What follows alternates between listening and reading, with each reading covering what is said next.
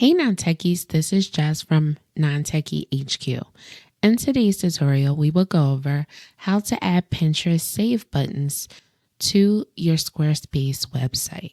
First, you want to sign into your SquareSpace website. From there, we will go to Settings, Website, and Pinterest Save Buttons. From here, you'll click to enable it for your blogs, or if you would like it on your pages and products, you can select that here. Next, you can change the size of your Pinterest save button and the shape.